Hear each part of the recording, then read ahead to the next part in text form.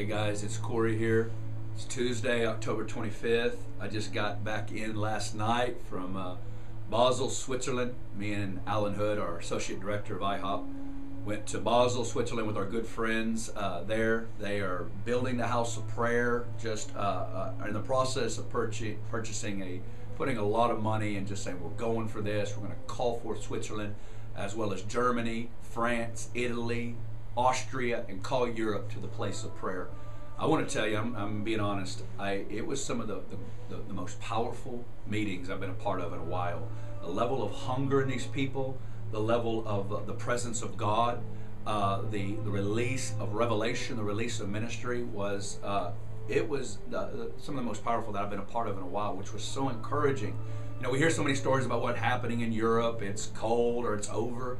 I want to tell you, God is raising up furnaces all over the earth, and especially in Europe. God's going to raise up altars of prayer and worship and fasting and prophetic ministry, forerunner ministry, to stem the tide of Islam and to bring forth the revelation of Jesus. And it was so encouraging. I got in last night, a little tired, but just had to jump in this morning. My spirit's buzzing. And I'm excited. And we did a conference called the Answered Prayer Conference. And it was so powerful. I kind of want to just take a little bit of this session just to kind of talk about some of the things that were hitting us. We came in on, we flew in Wednesday, landed on Thursday morning, went up to the Alps and climbed all the way to the top, ran into 30 mountain goats. And it was a holy moment as the snow's coming down, and it was so surreal. We're 5 feet away from them and just blown away with the majesty of God and all of that. And then the conference started on Friday and Saturday and Sunday. And again, called the Answered Prayer Conference. On Friday, I just began to get undone. I heard this phrase, the Lord spoke this phrase to me concerning answered prayer and the power of prayer. It was this: who do you think you're talking to? And I knew he was talking about himself, like he was asking the question, who do you think you're talking to? And I want to tell you right now that one of the greatest hindrances to intimacy, authority, and faith in prayer is directly related to our view of who we're talking to, God himself. I want to tell you that your God, that our Father, he is more powerful than anyone we've ever met, and he is more kind and generous than anyone we've ever met. I love to say it like Miriam said it in Exodus 15, my Father, he is God. My Father, he is God. And I just kept washing the people with that statement. My Father is God. My Father isn't a middle-class working dad with 30 billion children. My Father is the creator of the ends of the earth.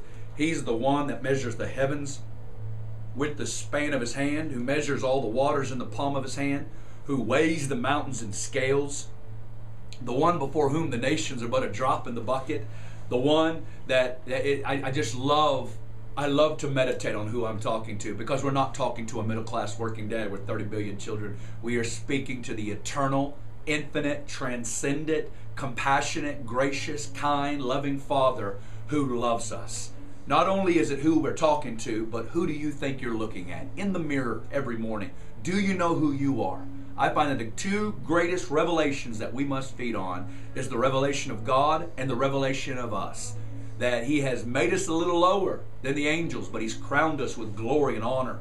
And he's made us to have dominion over all the works of his hands. Beloved, do you know who you are?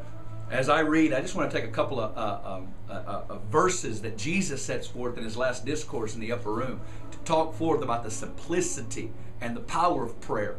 He makes phrases like, if you ask anything, he goes, whatever you ask, John 14 verse 13, whatever you ask in my name, that I will do, that the Father may be glorified in the Son. If you ask anything in my name, I will do it. I want to keep building on this theme for a couple of different sessions and just wash ourselves, refamiliarize ourselves with it, and just bring ourselves to peace. So many times we get so ranted up in our prayers, thinking the louder that we pray, we look like sometimes the prophets of Baal with the clash with Elijah. We're out there cutting ourselves, screaming, running around, trying to get God's attention, not understanding that we already have his attention because we're children of the living God. Well, I want you just to put your seatbelt on, and we're just going to take some sessions with this. I bless you, and I'll see you soon.